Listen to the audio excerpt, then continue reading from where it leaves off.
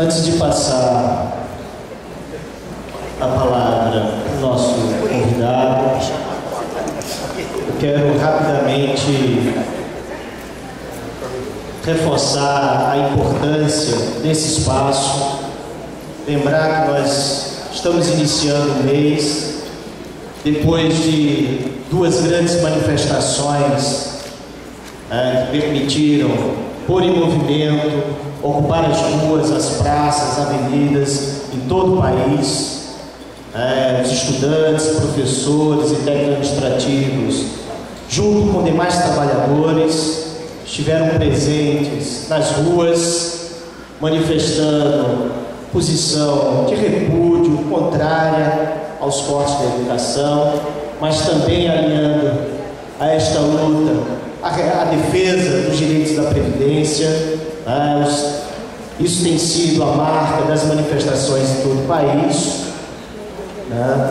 Nós temos tido uma sistemática de organizar reuniões plenárias, tanto que ocorre aqui na sede do sindicato, na UFPB, mas tem contado efetivamente com muita mobilização, a energia dos estudantes dessa universidade, do IFPB, de escolas públicas, secundaristas, os trabalhadores técnico-administrativos, o Sintesp, organizado a partir do Sintesp aqui, o Sintef, os sindicatos trabalhadores e os institutos federais, o Instituto Federal da Paraíba. Então, quero mais uma vez agradecer a esses companheiros e companheiras que têm se dedicado para essa importante tarefa, que é organizar plenárias, organizar os atos de rua, e dizer que continuaremos firmes e fortes, ocupando todos os espaços institucionais, os espaços que nós iremos construir. Certamente a vitoriosa greve do dia 14 de junho, lembrar da importância que nós temos de manter a crescente das mobilizações de ruas, porque essas mobilizações irão permitir forçar o Congresso Nacional e também o governo a mudar a política de cortes, para a reversão desses cortes, e também será nas ruas, a partir dessas mobilizações, com a greve do dia 14, que nós queremos construir a derrota da reforma da Previdência. Então, quero aqui, sem mais delongas, vou fazer o registro de alguns sindicatos que a gente tem, mas lembrando que na sequência da fala, nós iremos passar inclusive para essas entidades, decidimos reorganizar a exposição. Então, registrar a presença de Caboclinho, presidente da FETAG, Paraíba. Registrar a presença aqui iniciada representando o ANDE Sindicato Nacional, a professora Cristine Risca, professora da nossa universidade.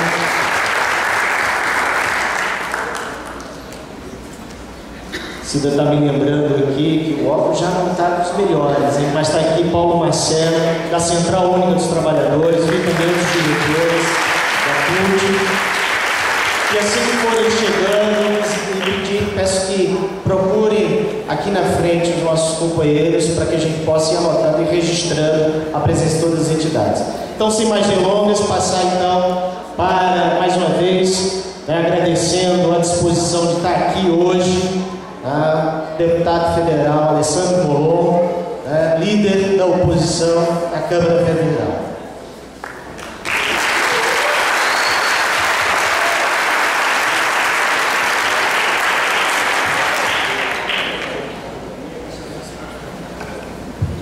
Bom, boa tarde a todas e todos.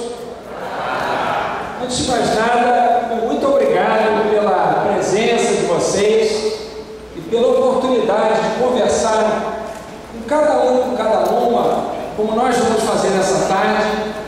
Para mim é uma grande alegria, um grande prazer estar aqui com vocês. Para mim é um privilégio poder estar na Paraíba e poder estar ao lado de alguém que eu já admiro muito, que é o deputado Gervásio Maia. Tenho um grande carinho e uma grande admiração por ele. E quando o deputado Gervásio me fez esse convite para participar desse encontro, desse debate, eu me senti duplamente obrigado. Primeiro, pela importância que tem a Universidade Federal da Paraíba, pela importância que tem esse Estado para o nosso país, Estado de formulação de pensamento, de criação de alternativas, Estado da resistência, Estado da democracia, Estado de lutadoras e lutadores. E, em segundo lugar, por uma dívida que, apesar de pouco tempo, eu já contraí com o deputado Gervásio, que tem sido fundamental na organização dos trabalhos da liderança da oposição na Câmara. Portanto, o convite do deputado Gervásio, para mim, é uma convocação, era uma obrigação estar aqui ao lado dele, para dizer aqui na capital da Paraíba o quanto ele tem sido importante e também para agradecer a cada pessoa que fez com que ele tivesse podido estar conosco nesse momento lá em Brasília. Portanto, a cada um que o ajudou a chegar em Brasília, o meu muito obrigado a vocês em nome de toda a oposição brasileira.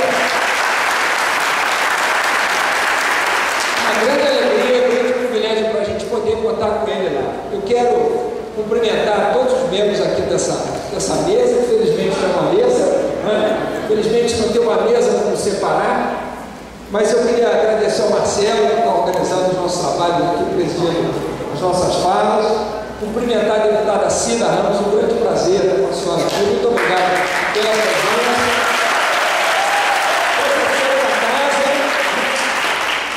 Cumprimentar o deputado Cuba Germano também, muito obrigado pela sua presença aqui. Vereadora Sandra Marrocos, muito obrigado pela presença. Vereador Marcos Henriques, aqui também presente. E cumprimentar o liberalino Luciana, presidente da FETAG, que já foi saudada aqui na abertura dos trabalhos. E um agradecimento muito especial ao professor Raimundo, que representa aqui a reitora, professora Margarete. Eu peço que o senhor transmita a ela não apenas o nosso agradecimento por nos receber aqui, mas também a nossa solidariedade, porque ser reitor, ser reitora, num momento difícil como esse, é um grande desafio, mas justamente é nesse momento, num momento como esse, que a gente precisa de lutadoras como a professora Margarete. Eu tenho certeza que ela vai ajudar o nosso país e a universidade a sair dessa difícil situação em que nos encontramos. Então, o nosso agradecimento a ela, peço que o senhor transmita.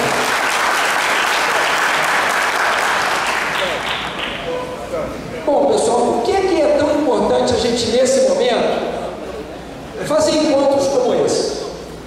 Bom, primeiro porque nós vivemos um dos momentos mais difíceis da nossa história. O Brasil vive um momento muito difícil. A nossa democracia se encontra em xeque. É uma espécie de encruzilhada, da qual outras sairemos daqui mais fortes, ou, se não sairmos, pagaremos um preço altíssimo e o nosso país vai, durante alguns anos, sofrer as consequências do nosso fracasso se nós não formos vitoriosos.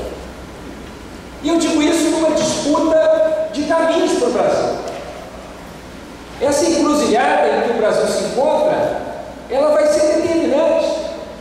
Se a gente vai sair daqui como um país que reafirma o papel da educação, o papel da ciência, da pesquisa, da inovação e da tecnologia, o país que não tem medo do pensamento crítico, o país que não tem medo da cultura, das artes, ou se sairemos como um país que aceitou que as universidades, que os professores e as professoras, que as pesquisadoras e pesquisadores, que os estudantes fossem derrotados.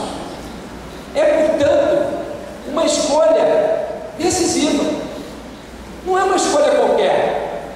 A gente não está num daqueles momentos em que, se a gente errar agora, daqui a 6 meses a gente conserta. A gente está num daqueles momentos em que a nossa determinação na luta é fundamental para que o Brasil não retroceda décadas e não abra mão do futuro que pode ter. E esses cortes nas universidades brasileiras significam isso. Não porque nós não reconheçamos que uma eventual frustração de receita não possa levar a algum contingenciamento. Isso já houve em outros momentos do Brasil e é compreensível. A economia vai muito mal. O país arrecada menos do que se imaginava. O governo não sabe para onde levar o país.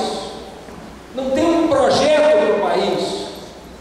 Venceu-se uma eleição sem saber o que fazer depois de se ganhar a eleição.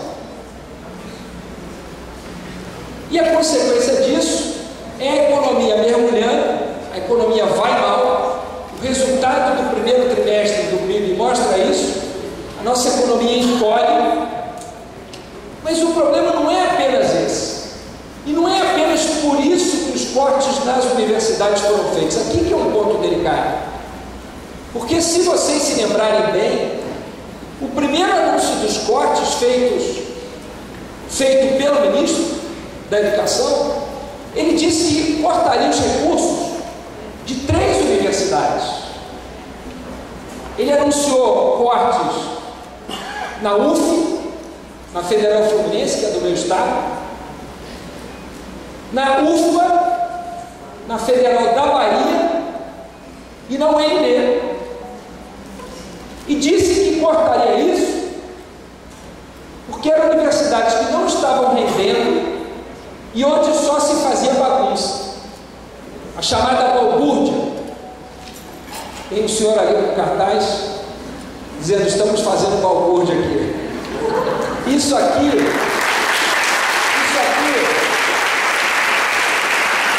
se as universidades brasileiras não servirem para debater o país, se nas universidades brasileiras não se puder pensar o país, elas já terão sido fechadas e nós não saberemos.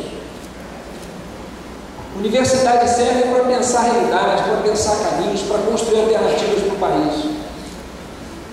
E o ministro anunciou o corte como uma retaliação a essa suposta falta de qualidade.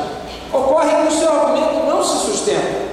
Só para dar o exemplo de uma delas, a Federal da Bahia, no ranking da Folha de São Paulo, subiu uma posição do ano retrasado para o ano passado. Portanto, é uma universidade que melhorou, o que acaba com qualquer argumento de que ela precisaria ter recursos cortados porque não renderia aquilo que se esperava dela. Nós, deputado Gervásio, eu e outros colegas do PSB, reagimos prontamente avisando que entraríamos na justiça. E no mesmo dia, o ministro, certamente alertado por algum assessor jurídico com o mínimo de bom senso, disse: não vou cortar apenas de 3, vou cortar de todas. A emenda saiu pior que o soneto. Em vez de voltar atrás e reconhecer que tinha cometido um erro e desistir dos cortes feitos para punir, resolveu estender a punição para toda a comunidade acadêmica e universitária do país. Mesmo assim, diante disso, nós preparamos uma ação e ajuizamos no Supremo Tribunal Federal. O relator é o ministro Celso de Mello. Ação em que nós pedimos que sejam anulados esses cortes feitos pelo ministro e que o governo seja obrigado, se for fazer algum contingenciamento, a fundamentar a decisão e a tornar público um critério objetivo para explicar por que em algumas universidades se cortou 15%, e outras 30% e outras mais de 40%. Porque se a necessidade é de contingenciamento, deve-se estabelecer pelo menos um critério objetivo para justificar o porquê da quantidade de cada um dos contingenciamentos. Nada disso foi feito, porque no fundo, o que o ministro da Educação quer é retirar dinheiro das universidades brasileiras. Como disse o próprio presidente da República poucos dias depois, Ele disse: nós vamos cortar dinheiro das universidades? Vamos cortar de todas. Talvez um pouco mais daquelas que formam uns militantezinhos. Eu não sei se vocês lembram de ter visto essa entrevista do presidente da República, salvo engano meu, foi para uma rede de televisão. O próprio presidente disse isso. Por isso, nós fomos ao Supremo, professor Raimundo. Estamos pedindo ao ministro Celso Mello que nos dê uma liminar. O PSD, secundado por alguns outros partidos de oposição, entramos com essa ação e digo a vocês sinceramente, nós estamos acompanhando de perto essa ação, estamos com a expectativa de ter uma vitória dessa ação, sinceramente.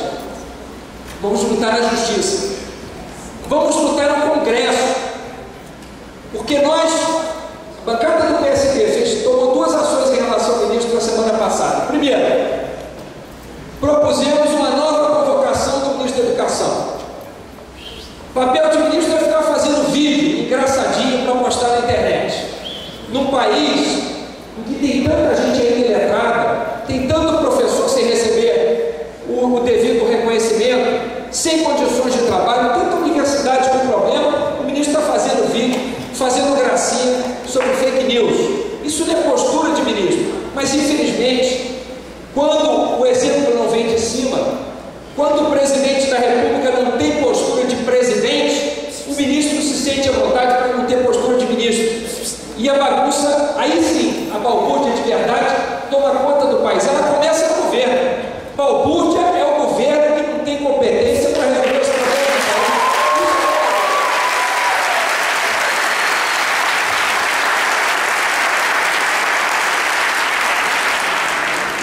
Então nós entramos com ação na justiça, entramos com um novo requerimento de convocação do ministro Weintraub na Câmara dos Deputados e, além disso, ajuizamos enviamos ao Ministério Público uma representação pedindo a abertura de investigação criminal contra o ministro, porque, segundo uma deputada de um partido de oposição, o PT, numa reunião, deputado Gervásio, com reitores e deputados de governo e de oposição, o ministro teria dito que uma das soluções, segundo a denúncia da deputada, nós estamos pedindo para que seja apurado, portanto eu não posso afirmar isso porque não estava na reunião, mas segundo a denúncia dessa deputada, o ministro teria dito que a solução para reduzir os cortes nas universidades seria que os deputados que votassem a favor da reforma da Previdência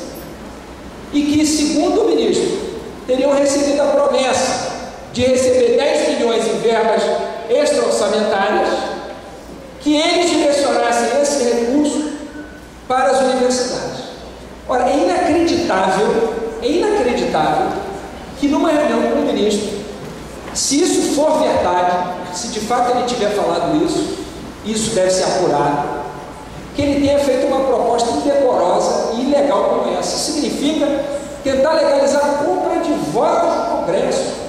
E compra de votos para uma reforma, como essa reforma da Previdência, que é uma proposta de reforma cruel para quem mais trabalha e ganha menos. E eu quero dizer aqui de maneira muito sincera, nós não somos daqueles que dizem que nada precisa ser mexido na Previdência. Infelizmente, isso não é verdade. Algumas mudanças precisam ser feitas. À medida em que a população vai vivendo mais, é inevitável ter que fazer alguns ajustes em função da mudança da expectativa de vida. É preciso reequilibrar as contas e torná-las mais sustentáveis. Não apenas com essas mudanças, mas cobrando de quem sonega, acabando com as desonerações fiscais. Então, são uma série de medidas que precisam ser feitas para equilibrar as contas. Nós da oposição nos colocamos abertos a debater com o governo alternativas. Nós não queremos bloquear qualquer debate. Agora, nós não podemos aceitar que o governo diga que se trata de uma proposta de reforma que combate privilégio, mas que quer tirar benefício de prestação continuada para idosos em situação de miséria, adiar com 65 com 70 anos, e falar que está combatendo o privilégio, acabar com a possibilidade de aposentadoria rural, deputado Gervásio. Como você tem dito tanto lá, a desproteção dos trabalhadores rurais, entre outras iniciativas, quer acabar com o piso de um salário mínimo para a pensão por morte. Será que o piso de um salário mínimo para a pensão por morte é privilégio? Com certeza não é. Então essa não é uma proposta de reforma que tem por objetivo tornar a reforma mais justa, a Previdência mais justa. É uma tentativa de reforma que não quer consertar a Previdência, quer acabar com a Previdência. E vocês sabem por que quer acabar com a Previdência? Porque o sistema que eles querem implantar, que eles chamam de capitalização, nada mais é do que privatização da Previdência. É que a palavra privatização, ela é tão feia e ela ficou tão suja, porque o Brasil percebeu que por trás desse nome que promete resolver tudo, o que é a entrega do interesse público ao interesse privado, colocando quem mais precisa em último lugar, eles querem privatizar a Previdência e querem que cada um viva daquilo que poupar durante a sua vida. E sabe o que isso significa?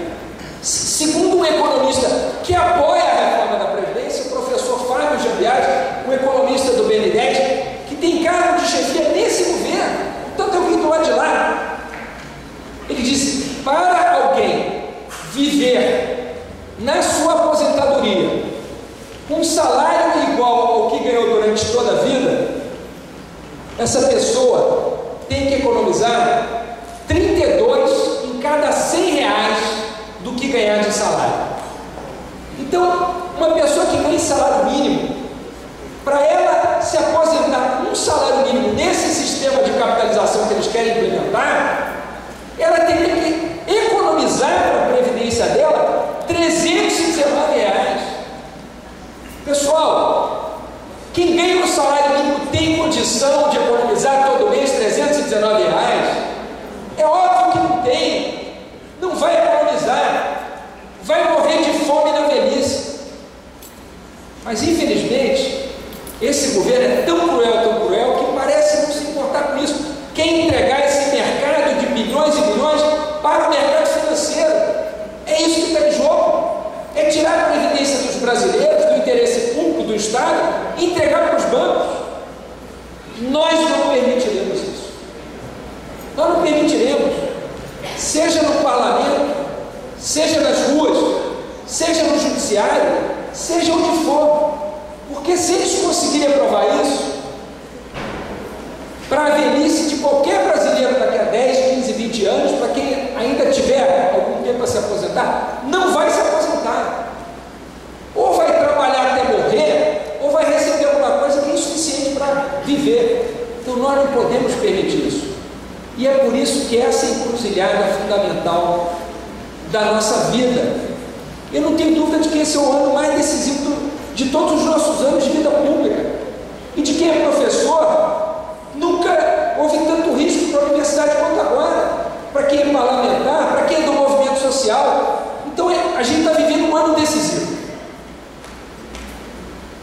Ou a gente consegue fazer o Brasil caminhar para a direção certa, ou eles vão, ponto a ponto, destruir tudo o que o Brasil conseguiu construir com muito custo nas últimas décadas. Nas últimas décadas.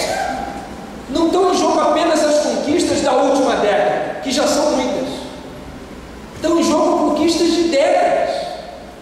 A Universidade Brasileira demorou décadas para formar pesquisadores, centros de pesquisa. Aqui é o UFPB, estão destacados em ciências biomédicas, em matemática, ciências da computação, entre outras áreas. Grupos de pesquisa, grupos de trabalho, isso não se forma da noite para o dia. Demora tempo, mas para destruir é rápido. Para construir demora, para destruir é rápido. Então nós temos que conversar com as pessoas. A gente tem que estar nas ruas, como a gente esteve no dia 15, como a gente esteve no dia 30. A gente vai estar no Parlamento Federal, no Parlamento Estadual, no Parlamento Municipal. Vocês vão estar na universidade, nas escolas. E a gente tem que conversar com quem não está nesses lugares. Tem muita gente se dando conta do que está em jogo no Brasil nesse momento. E é com essas pessoas que a gente tem que conversar. E se o lado de lá quer transformar o ambiente político num ambiente de ódio, nós não podemos fazer esse jogo. Esse jogo não é nosso. O nosso jogo é fazer do ambiente político um ambiente de diálogo, de debate de ideias. Porque quem não tem a força dos argumentos, apela para o argumento da força. É por isso que o lado de lá acredita em armas, não em livros. Nós somos aqueles que acreditamos em livros e não em armas.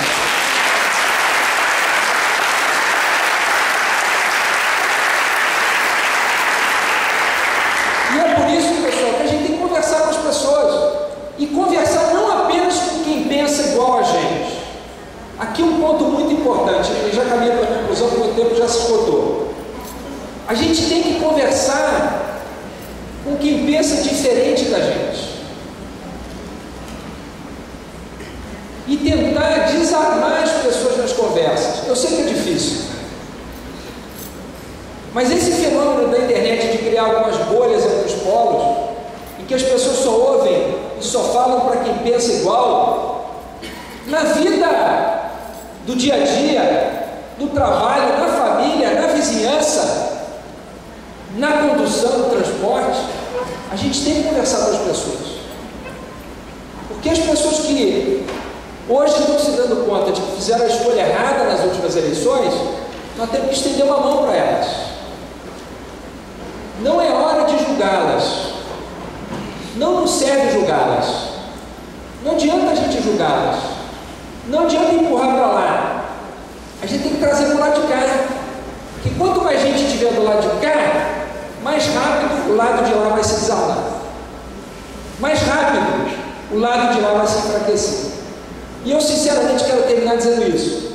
Eu tenho uma grande esperança de que esses dias tão cinzentos, tão ruins, tão pessimistas que a gente vive, vão passar mais rápido do que a gente imagina. Um país não aguenta viver esse clima, esse ambiente, portanto, por muito tempo. O próprio país vai dizer, nós não queremos mais isso. Esse ambiente envenenado, esse ambiente de ódio, esse ambiente em que ninguém sabe o que quer construir, mas sabe o que quer destruir, um governo que só sabe o que quer destruir. Se perguntar para o governo qual é o projeto dele, ele não sabe, mas ele sabe o que ele quer destruir. As universidades, os conselhos, a participação, a cultura, as artes, a democracia. Eles sabem o que eles querem destruir, mas não sabem o que querem construir, não tem projeto. Um país não aguenta isso durante muito tempo. Mas para que isso passe rápido, é fundamental que mais gente se junte a gente. E por isso é fundamental que a gente traga mais gente para perto, para colocar limites no governo. E se as ruas estiverem cheias, e se as pesquisas mostrarem para o governo que a população não apoia isso, mesmo os que já votaram no governo, chegarem à consciência, à conclusão de que estavam errados em algumas apostas que fizeram e começarem a engrossar as fileiras dos descontentes, dos que não apoiam, dos que são contra, o freio vai chegar mais rápido. E a gente consegue, pouco a pouco, recolocar o Brasil num caminho de crescimento, de justiça social e de redução das desigualdades, essa grande chaga nacional.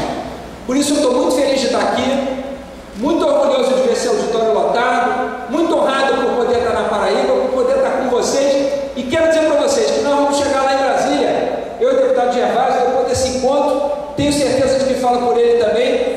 Eu vim para cá, o convite dele, nós vamos pegar aquele voo de 3 da manhã para ir para Brasília, para chegar às 6 da manhã em Brasília. Mas apesar do horário difícil, eu tenho certeza que a gente vai chegar lá mais forte, muito obrigado pela presença, mais fortes, mais firmes, mais decididos, mais energizados para continuar lutando e devolver o Brasil aos brasileiros.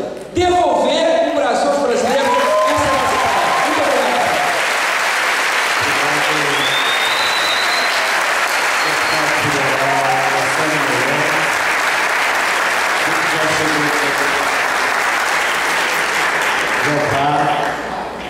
Agradecer também a presença do deputado estadual de Amparo.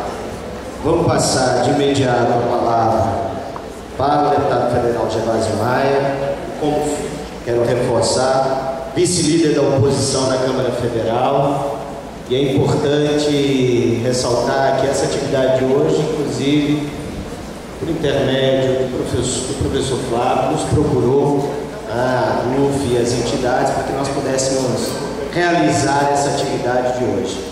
Deputado Gervásio, você tem 10 minutos para fazer sua fala. Pode ser, pode ser.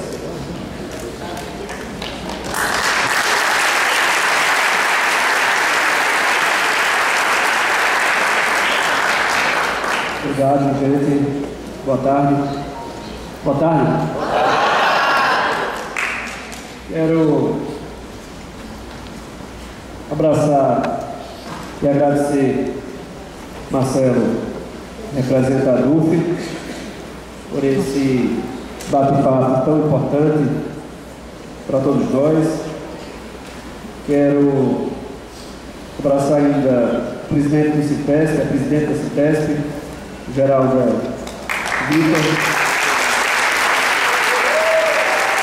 Ronaldo Barbosa, presidente municipal do meu partido, o PSB, o nosso partido,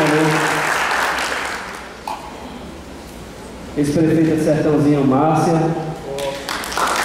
ex-prefeito Walter, São José de Caiana, prefeita do município de Belém, Renata, que aqui também vive conosco,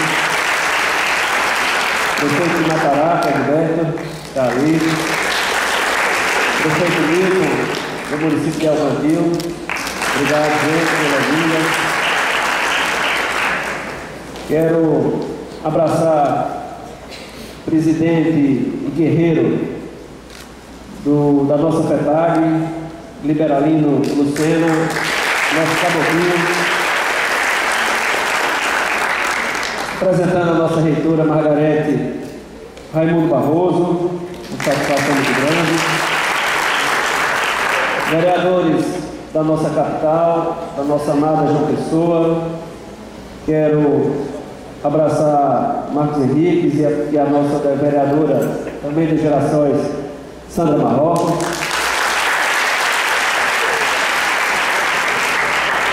Meus colegas deputados, que tive a honra muito grande de militar na Assembleia ao lado deles, deputado Jeová Campos,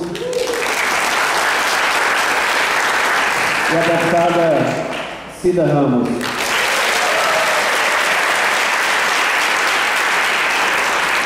Meu querido amigo, colega, líder da oposição, Alessandro Molon.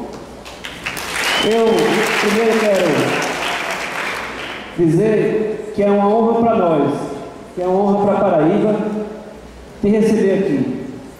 E quero, é claro, aproveitar esse ambiente tão apropriado para dizer que eu cheguei lá no dia 1º de fevereiro cheio de dúvidas, com muitas dúvidas. E quando tivemos a primeira reunião no Diretório Nacional, eu comecei a compreender que eu ia iniciar uma nova fase da minha vida com uma bancada muito qualificada, comprometida e verdadeiramente interessada nas causas do meu país, do nosso Brasil. Eu tenho me realizado muito, porque o nosso trabalho, Alessandro Molon, é um trabalho verdadeiro, mas sobretudo um trabalho propositivo. A nossa bancada, composta por 32 deputados federais, o nosso presidente nacional do partido, Carlinhos Siqueira, nós temos um foco. A eleição passou. A eleição foi em outubro e o nosso foco é o futuro do Brasil. O nosso partido soube separar cada momento. Isso é muito importante. A partir do dia 1º, nós começamos a enfrentar algumas situações que fizeram com que a gente se preocupasse muito. Chegou logo lá na Câmara a medida provisória Caboclinho 871, que nos trouxe uma profunda preocupação com a realidade vivida pelo homem do campo, pela mulher, pelo homem, pela comunidade rural.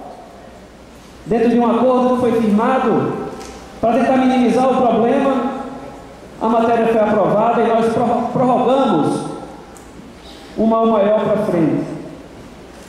Depois chegou a tentativa de privatização da água.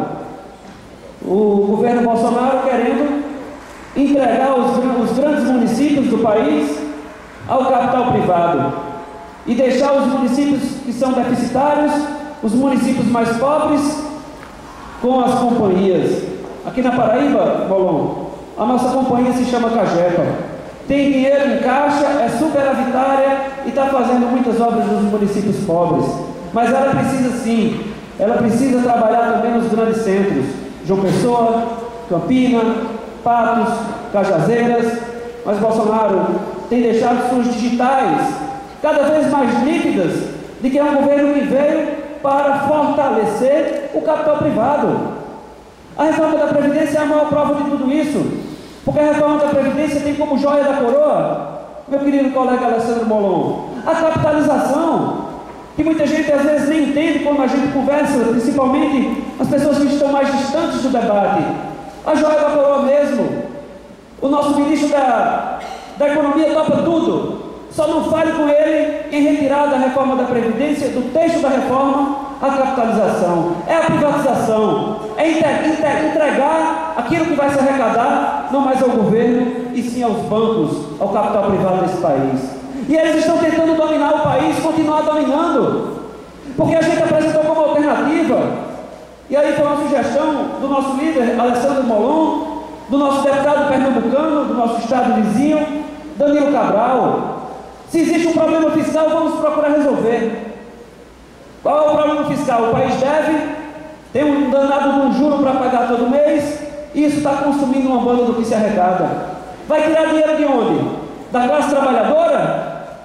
Retrocedendo a uma conquista maravilhosa que o país teve em 1988, quando o Congresso Nacional aprovou a segurança do povo, a Seguridade Social, que sob o guarda-chuva da Seguridade Social, e não o guarda-chuva daquela patética cena do ministro da Educação, o guarda-chuva da Seguridade, que veio para trazer justiça social, assistência social, saúde e a tão famosa Previdência. Bolsonaro quer destruir. E a gente precisa resistir a tudo isso. E a forma de resistir depende, na verdade, de todos nós. Se hoje estamos lá, Alessandro Molon, na Câmara Federal, exercendo um mandato pela confiança popular, foi por conta de outubro. Sabe o que era que eu queria? Que em outubro próximo tivesse eleição. Que os mandatos dos congressistas fossem se renovar em outubro próximo. Eu duvido que eles tivessem coragem de aprovar qualquer tipo de medida anti-povo. Não teriam. E aí eu tenho algo que carrego comigo mesmo. O que eu não posso antes, eu não posso depois. O que não pode ser falado em período eleitoral, não pode ser falado depois. O que não pode ser praticado em período eleitoral, não pode ser praticado depois. Mas a política do retrocesso está implantada no Brasil. E a gente precisa agir, a gente precisa se mobilizar. Essa previdência, ela é uma previdência, me permitam, criminosa, porque ela quer tirar da classe trabalhadora para resolver um problema fiscal de um país que é o paraíso dos ricos. E às vezes me perguntam, Molon, por que o país é o paraíso dos ricos? Eu complemento a fala, já respondendo, foi o nosso partido que apresentou 2 projetos de lei. Tributar lucros e dividendos. Alguém me mandou uma mensagem no WhatsApp nos últimos dias e dizia o seguinte, que alguém tinha feito um concurso público e ganhava um salário de 15 mil reais, 2 pessoas. E de repente uma das duas desistiu do concurso, do seu cargo efetivo e foi tomar conta de uma empresa de familiares que também pertencia a ela. E lá ela iria ter o mesmo salário, 15 mil reais, com a diferença, ela não ia pagar imposto de renda, porque o Brasil desde 1995 presenteou os grandes empresários dizendo: vocês não serão mais tributados no que diz respeito a lucros e dividendos. O Brasil e a Estônia. A Estônia é um país pequenininho da Europa. Apenas o Brasil e lá na Estônia que isso não acontece. Sabe quantos deixam de pagar? O Brasil, Molon, de mais de 200 milhões de habitantes, 26 mil ricos. A classe trabalhadora do Brasil está sustentando 26 mil ricos. Seria justo ou injusto que eles voltassem a passar por uma tributação dessa, porque todos os países fazem? Seria justo? E aí nós teríamos um reforço de caixa de 1 trilhão e 300 milhões de reais. Estava resolvido o problema fiscal do país. E aí sim, Molon, vamos discutir a reforma da Previdência? Mas sem tirar conquistas, sem tirar direitos, gente. O Brasil tem que avançar como um país mais justo, cada vez mais justo, um país de mais oportunidades. O Brasil é um país rico, foi abençoado por Deus. Nós temos riquezas naturais, nós temos riquezas no mar, no subsolo, nós temos sol o ano todo, nós temos florestas, nós temos água. Mas nós temos que ter meta, e essa é a única coisa que o governo Bolsonaro não tem. Lamentavelmente, essa é a realidade. Eu tive um encontro lá em Brasília, na quinta-feira, e me permito dizer, por sorte minha, não deu para participar. Conflito de agenda. Uma audiência de reitores da nossa Paraíba com o ministro da Educação. Eu já sabia que era só para bater foto. O ministro anunciou, Alessandro Molon, que vai devolver 3 milhões e meio. Ele cortou 41 milhões. Como é que danado as nossas universidades vão se sustentar com o modelo exemplar que somos para o país?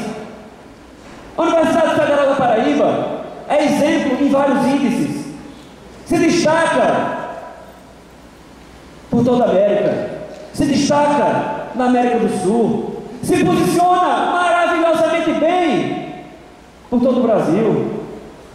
E de repente o governo quer discutir ideologia. Está aí o ex-presidente dos Estados Unidos, que aqui esteve, e o que foi que ele disse? Não existe uma nação próspera sem educação. Claro que não! Claro que não!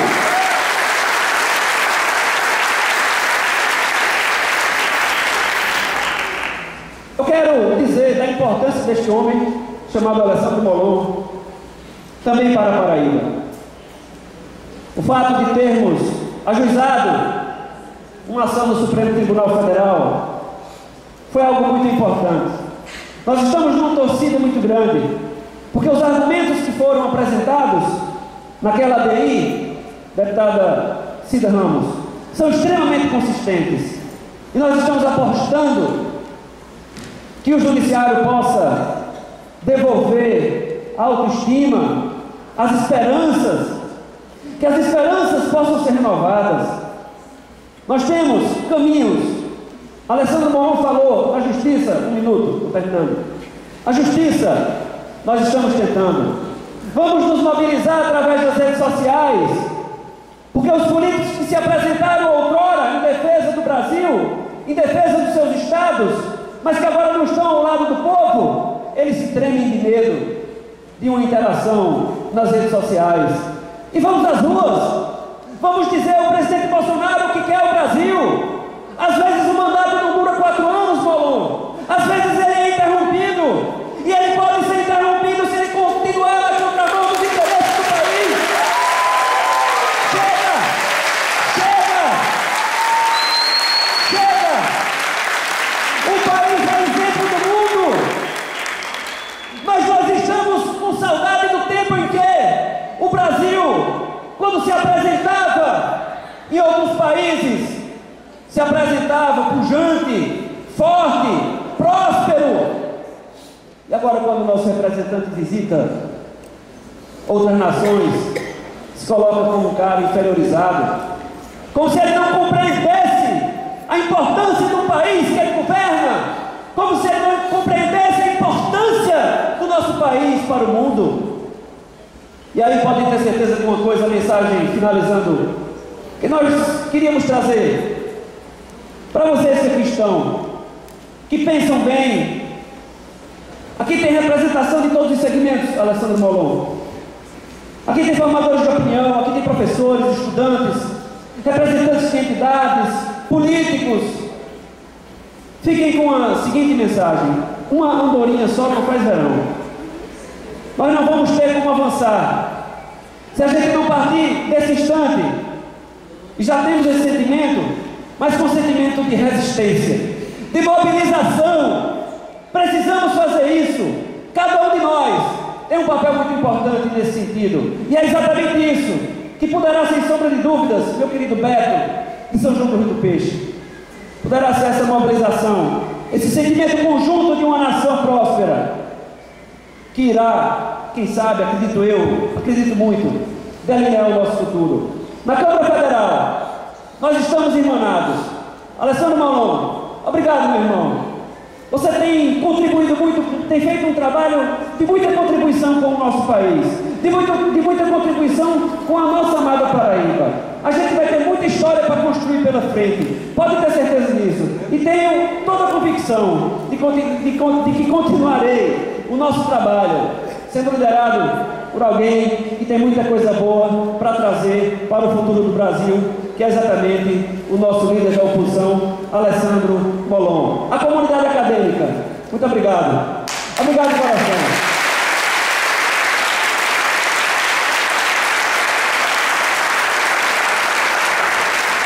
A gente não pode levar em conta críticas que são feitas porque não tem capacidade de nada.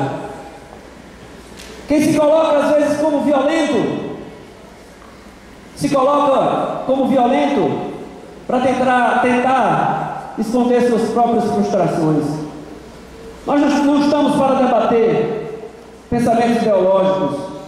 Nós também não aceitaremos um governo preconceituoso, homofóbico, que desrespeita o Brasil, que desrespeita a sociedade.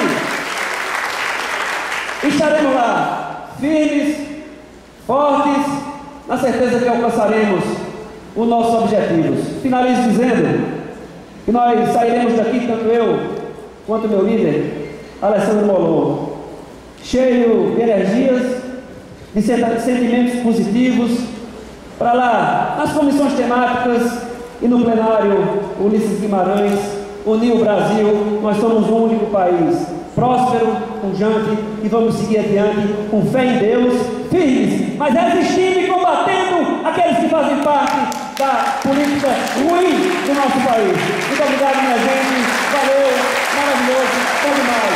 Vamos juntos.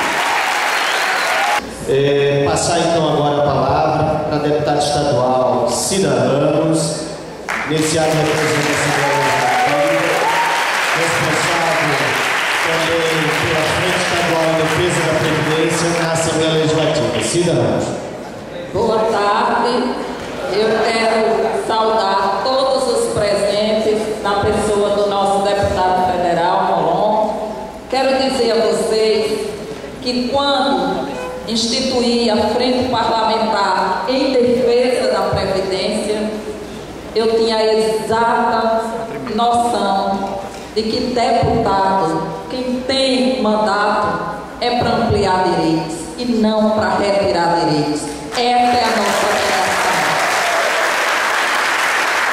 Quero dizer a vocês que tenho percorrido toda a Paraíba, realizando audiências públicas, plenárias populares, e cada dia cresce em mim a convicção, Molon, de que, primeiro, a reforma da Previdência não é uma luta dos trabalhadores, ela é uma luta do povo brasileiro para impedir que o passado, como diz o nosso autor Walter Benjamin, a chave do presente está no passado. Eles destituíram, deram um golpe numa presidenta eleita pelo povo brasileiro. Eles prenderam preso ex-presidente sem motivo algum. Realizaram a reforma trabalhista. Destituíram as políticas públicas, seus conselhos e suas representações. E a única coisa que oferecem ao povo brasileiro é o armamento e uma reforma da Previdência como panaceia para a recessão que o Brasil vive. E eu afirmo a vocês, eles estão completamente errados. Por isso que em nossas plenárias nós temos estudantes, trabalhadores, mulheres, desempregados, pessoas que sequer conseguem alcançar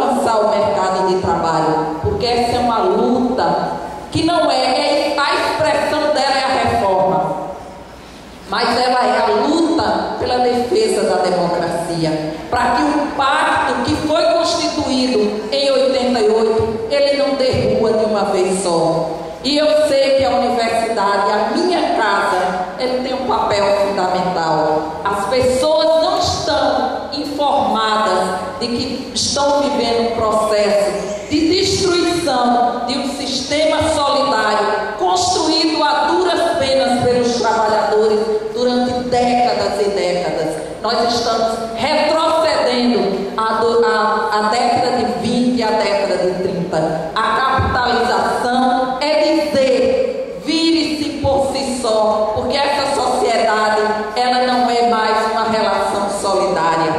E nós queremos dizer que cada dia a convicção é forte de que nós precisamos de uma grande balbúrdia nacional para dizer a Bolsonaro, para dizer ao capital financeiro, como nós dissemos, Caboclinho, quando colocamos 4.000 agricultores na frente da Assembleia com sua ajuda, para dizer que eles podem até, Zefinha, tirar a gente da moradia popular, eles podem destruir um direito, eles podem roubar uma flor do nosso jardim, mas eles não conseguirão roubar o que a gente tem de melhor, que é a nossa força, a nossa voz e a nossa vontade de construir relações justas, iguais e humanitárias.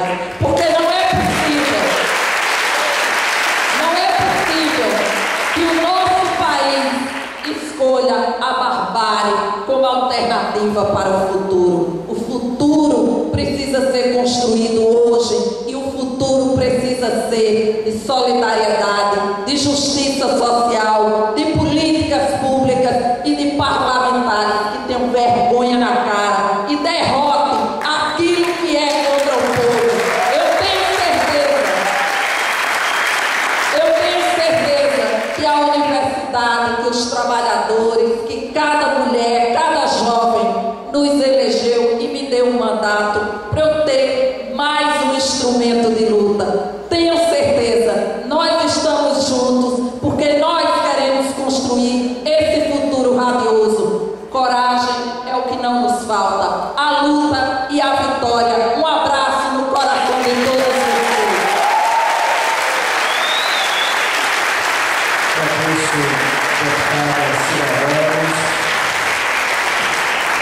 Passo de imediato a palavra para o professor doutor Raimundo Barroso, que nesse ato representa a professora doutora Margarete de Fátima Formiga Melo Diniz, reitora da nossa universidade. Professor Barroso, você tem 3 minutos.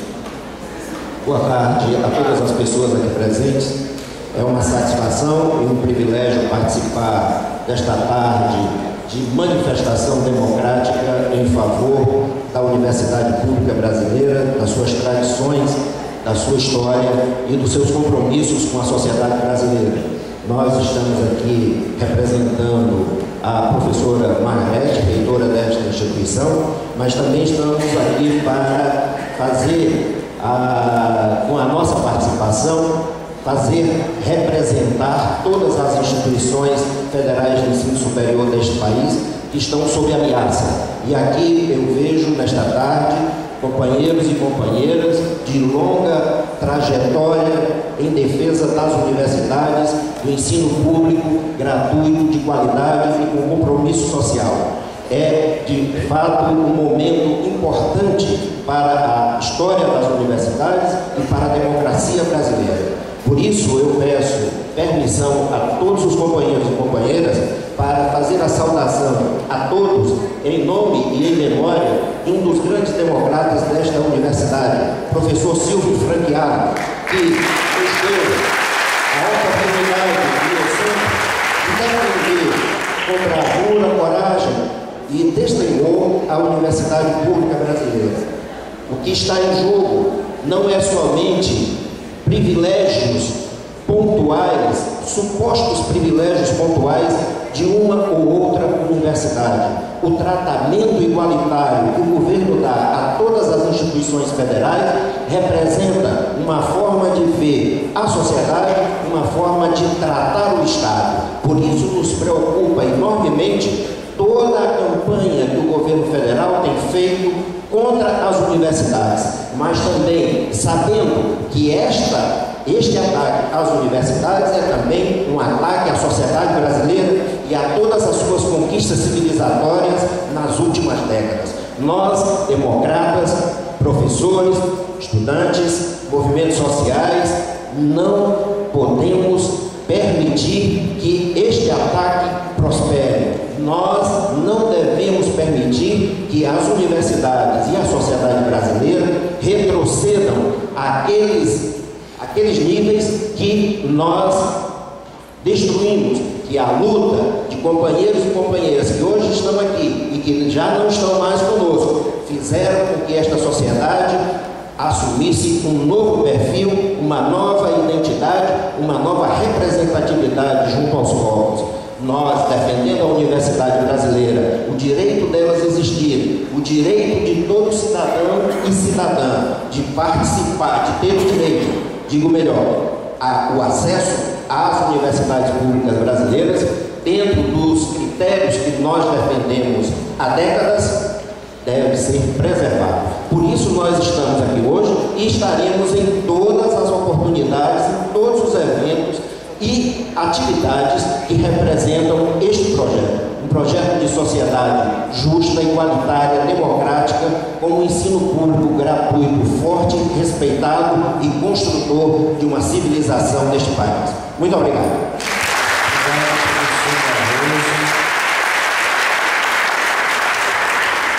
Passar a palavra na sequência para o deputado estadual Buba Germano, também terá 3 minutos. Faltando 1 minuto, eu vou avisar porque a posição aqui não me ajuda. Com a palavra, deputado. Boa tarde a todos e todas. Vou economizar as saudações aqui, cumprimentando o nosso deputado visitante. Seja bem-vindo à nossa Paraíba, ao nosso partido. Fica orgulhoso de pessoas da qualificação de vocês para defender esse nosso Brasil. Cumprimentar todos e todas e, muito brevemente, a presença de Cida, de Jeová, minha aqui, é a Assembleia Legislativa presente em defesa das universidades. Criamos várias frentes de trabalho. O companheiro Cida está numa frente, eu criei a frente de parlamentar de Ciência, Tecnologia e Inovação, o companheiro Jeová também, para que a gente ocupe esse espaço do CNA, do fortalecimento do CNA. Eu vou ser muito breve, eu sou pesquisador da Embrapa. Nós estamos aqui porque passamos nos bancos das universidades.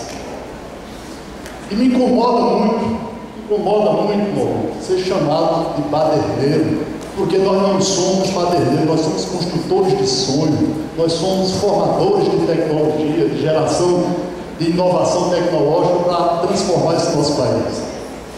Estamos interiorizando esse debate. Já fomos, companheiro Liberalino, lá para a Cuité, para a Universidade de Picuí também, no IFPB, no campus de Bananeiras, interiorizando esse debate, porque é muito importante a união de todos nós nesse momento.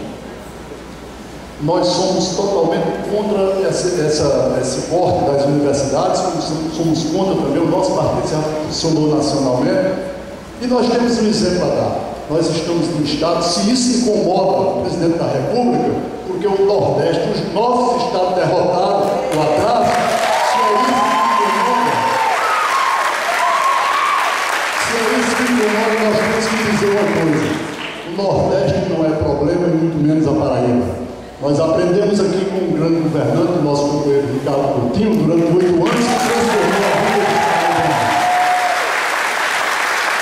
Neste período, o Brasil cresceu 6,5%, o Nordeste cresceu 13% e a Paraíba 16,5%. Na hora que o presidente da República investiu no Nordeste, nós demos a resposta. Então nós não somos problema, nós somos solução. Não adianta querer tirar o debate, mas a universidade do Nordeste, não vamos permitir.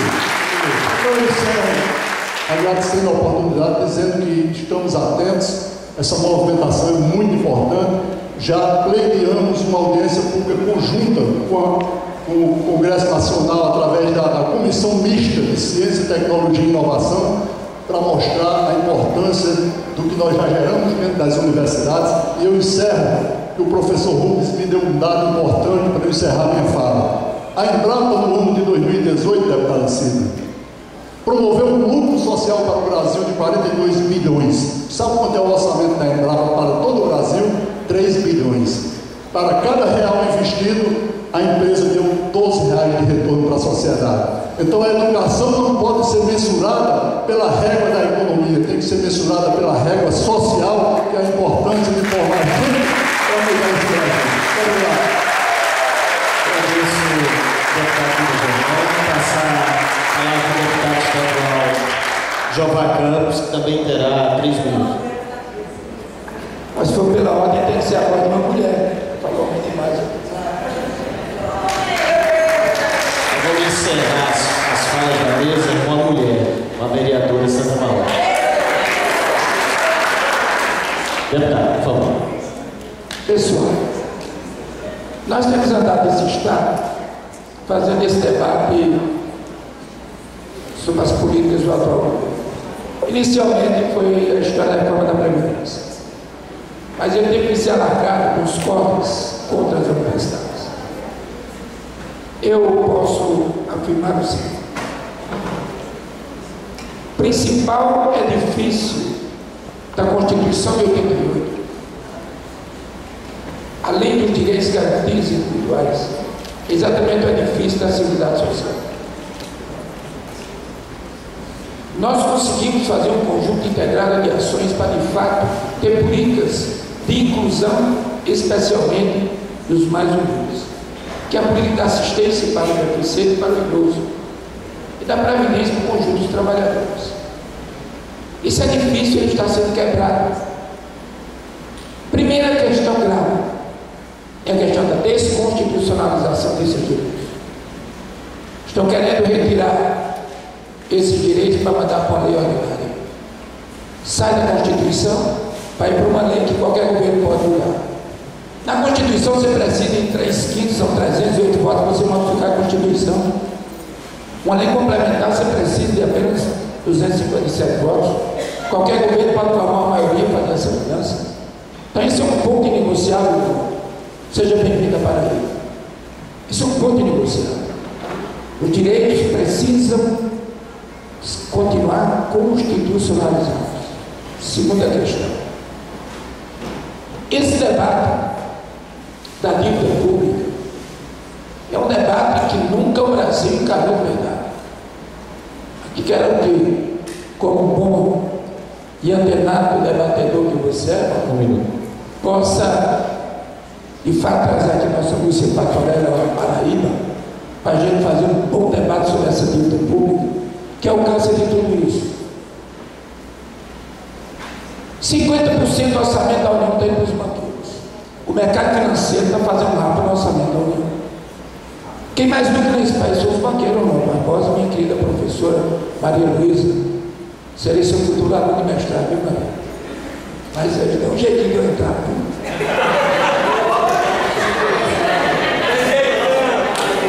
50% do nosso orçamento está para os banqueiros. Como é que eles ainda querem mais levar nesse orçamento? Eu estou concluindo dizendo: se Gervásio não fez, foi negligente, porque eu pedi a ele nas plenárias que participei com ele, para propor uma contribuição sobre o lucro líquido dos bancos para o caixa da Previdência, porque essa reforma, talvez não tenha dado ainda, ela trata só de código de direitos, mas ela não trata de novas fontes de receita. Era necessário que essa reforma tratasse novas fontes de receita, e aí seguir um caminho, taxar o lucro líquido dos bancos. Finalmente, eu sei que o nosso presidente da Futuro já passou ali a cabeça, por que não criminalizar os diretores das grandes e médias empresas que não repassaram as contribuições devidas pela empresa no prazo legal? Porque hoje essa conduta não é criminalizada. Por que não aumentar a pena de apropriação indébita, que hoje é de apenas 2 anos, mano? E o empresário fica com a contribuição dos trabalhadores, os terceiros que prestam serviço, e eles, os criminosos, não vão para a cadeia, porque 2 anos nunca vai levar ninguém à cadeia. Eu estou colocando essas ideias básicas aqui para ajudá-los nesse debate. E podem ter certeza, só um caminho: a luta, não tem outro. Vou passar a palavra agora ao vereador Marcos Henriques. Também terá 3 minutos. Na sequência, nossa última oratória, para depois conceder a palavra para as entidades. Boa tarde, companheiros e companheiras. Queria primeiro parabenizar o PSB por ter feito esse momento tão importante e tão necessário para o nosso país. Parabenizar os deputados federais que nos orgulham e fazem um trabalho extraordinário num campo tão difícil que é a Câmara Federal, numa composição tão conservadora e fascista como essa que nós estamos vendo. Eu acho que todos nós, eu tenho uma formação contábil e vejo a necessidade da reforma tributária antecedendo a reforma previdenciária. Eu acho que se nós não mudarmos a tributação sobre o consumo, em detrimento da tributação sobre o lucro e sobre a propriedade, nós não vamos ter como é que eu digo a vocês? Nós não vamos ter uma igualdade. Você primeiro precisa revigorar aqueles que estão no andar de baixo através de uma reforma justa. E se não faz isso, a gente começa pelo contrário. Você quebra logo o modelo de repartição, que é um modelo totalmente democrático, trocando pelo modelo que está provado aí, onde quer que a gente vá, que não funciona. E ainda chama-se toda essa mobilização contrária de balbúrdia. E eu queria pontuar aqui o que é balbúrdia. Balbúrdia é um cidadão prender um homem que também fez para a educação nesse país. Ele conseguiu fazer 428 institutos federais de educação, 18 universidades.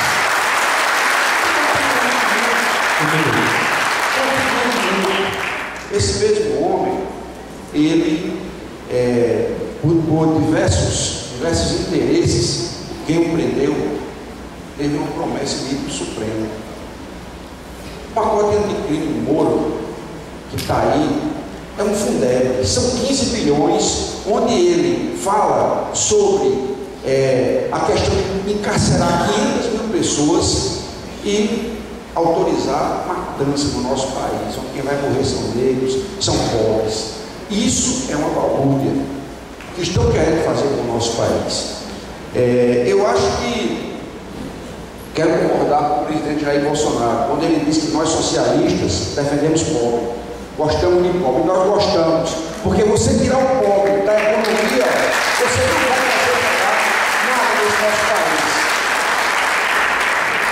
Em nenhum momento se consegue uma mudança na política excluindo o pobre. Não se consegue. E o que está fazendo é isso, é colocar aqueles que estão no andar de cima e apenas tão somente beneficiando eles. Eu acho que isso é algo que nos faz uma reflexão, e esse momento é um momento importante.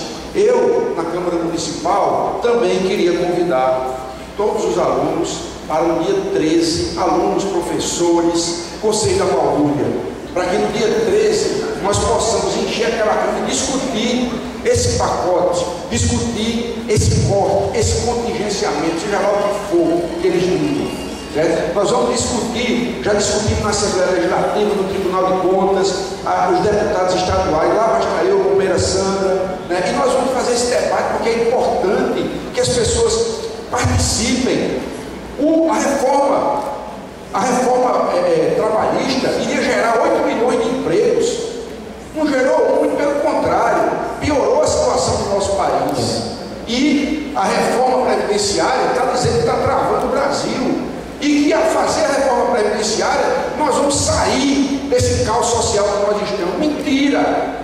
Nós temos que fazer esse debate onde quer que nós vamos. É importante, e eu convido todos vocês para a Câmara Municipal. E encerro com uma frase que foi dita recentemente através de uma carta que o Papa Francisco mandou para o companheiro Lula. Ele diz que um dia a verdade vencerá a mentira. Ele diz também que o bem vai vencer o mal. E ele encerra dizendo que Um dia a salvação vencerá a condenação. Obrigado. Obrigado, vereador.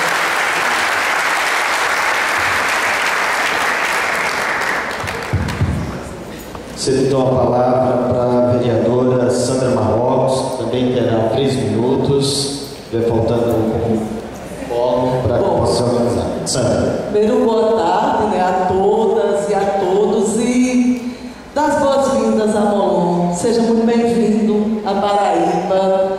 Dizer, Gervásio, que você nos enche de orgulho ter acompanhado o seu fazer político no Parlamento Federal, e enche de orgulho o PSB e enche de orgulho a Paraíba, né? E queria dizer, sabe, eu estou mais convencida do que nunca de que esse momento não só é de resistência. A gente tem resistido e tem resistido muito, professora Cida, minha professora. A gente tem resistido desde que, e aí quando o Buba traz essa questão do Nordeste ter se colocado, e aí eu queria trazer presente não só o nome de um dos maiores políticos desse país, e que a gente tem a honra de ter na Paraíba, que é o companheiro Ricardo Coutinho, e resgatar a história, e nesse resgate da história, a gente lembrar que a Paraíba, o governador da Paraíba foi o primeiro que reagiu. Foi o primeiro que reagiu. Então, a história, a gente precisa muito de resistência, mas a gente precisa de reação, de muita reação. E eu tenho vindo muito ao UFPB, né? E eu quero parabenizar todos os trabalhadores e trabalhadoras, professores, professoras, funcionários, funcionárias, estudantes, né? Homens e mulheres, na pessoa de Marcelo, sabe? Dizer que como tem sido importante esse olhar da universidade para a gente estar se fortalecendo, porque aqui é um espaço de fortalecimento, né? A Câmara é um espaço de solidão, a Assembleia é um espaço de solidão, tanto em âmbito estadual como federal, porque a gente está lá em minoria e é muito desafiante. Então, esses momentos que a gente tem feito é muito importante para a gente saber que a gente não está só, que a gente não está só. E quando a gente chegar lá, a gente tem mais resistência, a gente tem mais força para lutar, porque está muito descarado, sabe? Porque você não ter, e aí quando se diz é verdade, a vergonha na cara, sabe? De passar uma proposta que atinge fortemente os trabalhadores e as trabalhadoras, sem levar em conta as diferenças regionais, sem levar em conta as diferenças de gênero. Você é desonesto. E é isso que esse incompetente, inconsequente, que está sentado na presidência da República faz. E eu queria encerrar dizendo, Marcos, primeiro que eu quero secretariar a sessão. A gente vai estar junto lá, juntas fazendo esse momento. Mas Molon trouxe algo na fala dele e eu encerro com isso, sabe? E Gleison, quando a gente vai para a rua, sabe? Eu conversando aqui com o Jeová, não só cada espaço é importante. É um espaço importante das redes sociais, sim. A gente precisa estar o tempo inteiro lá. Vocês não têm ideia. Vou socializar com vocês. Eu recebi uma mensagem dizendo que o ano que vem vai ter 3.000 camisas dizendo ela não, Sandra Marrocos, ela não. Aí eu disse, não, meu filho, bota Sandra Marrocos, ela não, porque é propaganda que vai ter a favor da minha reeleição, porque eu serei sim pré-candidata e serei eleita o ano que vem novamente. E aí o que o Molon coloca? O espaço da rua, quando a gente vai para a rua, a gente faz a limpeza. A Paraíba resiste. E para encerrar de fato, isso que ele traz, que eu já disse 2 vezes e vou concluir, a gente tem que conquistar os diferentes. A gente tem essa tarefa, porque tem um povo que a gente não vai mudar de jeito nenhum. Esse rapaz que mandou essa mensagem para mim, eu ignorei. Estou dizendo a vocês aqui. Agora tem um povo que votou, porque tem gente que votou em mim e em Bolsonaro, que eu fui candidato a deputado federal. Tem ideia do que é isso? Votar em mim e Bolsonaro é completamente. E votou pelo que diziam. A gente vota pela mesma questão da honestidade. E ele é um desonesto. E a gente tem que conquistar esse povo que está arrependido, mas que está envergonhado. Então eu encerro dizendo que saio daqui mais forte. Amanhã na Câmara a gente vai estar reagindo. Parabéns, Gervásio. Vamos embora, estamos juntos, estamos misturadas. Conto com a minha voz, conto com o mandato que eu represento. E vamos para a luta, que vai dar certo.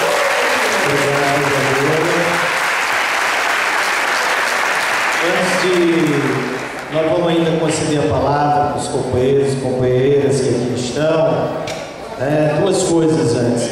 A primeira, dizer que como é importante atividade como essa é a terceira plenária que as entidades organizam na universidade.